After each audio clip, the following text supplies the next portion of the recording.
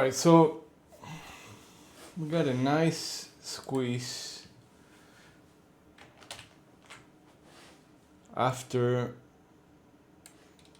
bouncing from those single prints that we mentioned a few days ago. I mentioned that this was probably a place where I would be looking for bounces, and we did bounce, and we bounced pretty hard. We filled the first gap, came back to the point of control, and then overnight, just now, after a few of the earnings were reported, we had a big gap on the Globex Open, and we haven't been able to pull back at all.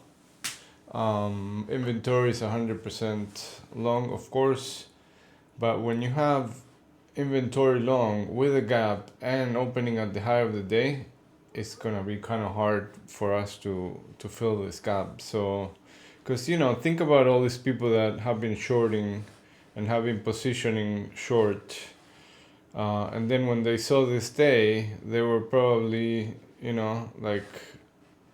emboldened and thinking that we're gonna get lower, and when it's not working, then they have to cover their shorts. So when they cover the shorts, they have to buy, so that attracts more buyers, and it creates a snowball effect. So everybody's buying, and then nobody can get any traction on the down move, because we have the buyers that are chasing the up move and the shorts that are covering. So it's very hard to move down unless you have a big seller that's trying to get rid of a lot of inventory up here, which it's possible. I mean, we've seen a lot of the capital leaving the stock market lately, so it could be that we see more sellers at the open as we've been seeing, but they're going to be meeting with the ones that are trying to cover. So it could also be that the scenarios for today are either we continue this short squeeze and then attempt to take the previous week's high, ending the one-time framing down for the weekly time frame, and then from there monitor for continuation to test this. We have 1, 2, 3, 4 highs back to back, where there's going to be a lot of liquidity here, and we have this gap that fills at 55.66. Hold on one second.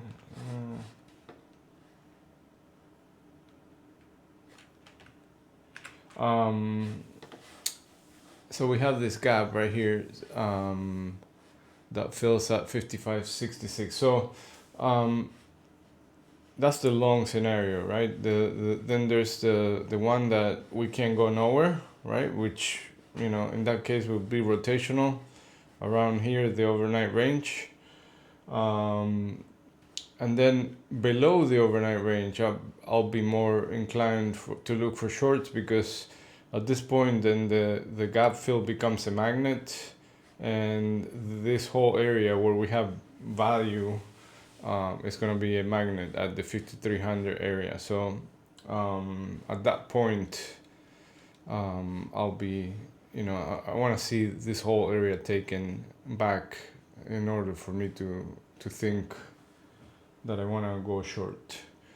And then from there, you can see that we have value area high here, and then once we accept inside value, then the other side of value becomes the target after that 20-day point of control.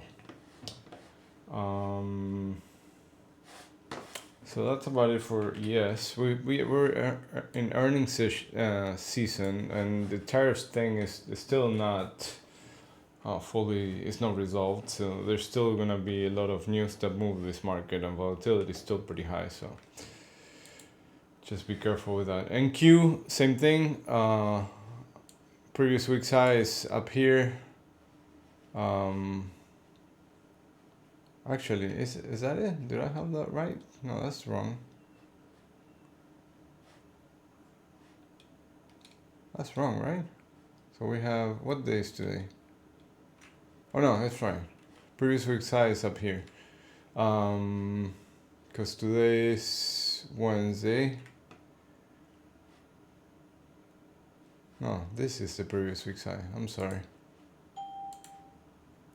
Right here. So same thing, looking for a move towards that, and then but you know, we're gonna likely have some people trying to short up here because that's the top of the range for the last 20 days. And the 20-day point of control is here below the 18,400. Crude, so crude, we had this area where it was resistance, and now it was able to trade in this area, fill it with volume. So now I'm looking at this low volume node. Hold on, because we're getting this like big down move here. I want to just see what's going on here. I want to see if there's some news or just getting a big nice pullback here, but don't see any news. Anyway, crude, we have this 62.60, which is now, this is where we broke above, right? And then now we're holding this area. So as long as this 62.60 holds, then I'm looking for a move back to 66.35.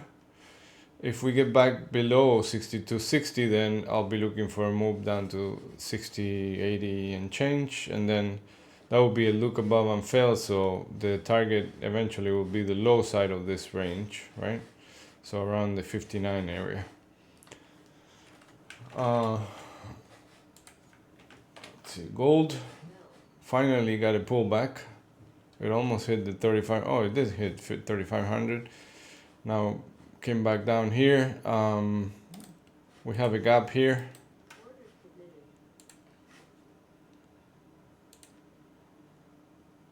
So looking for this area to be support. If it doesn't hold here, then the target is right here at 32, 38.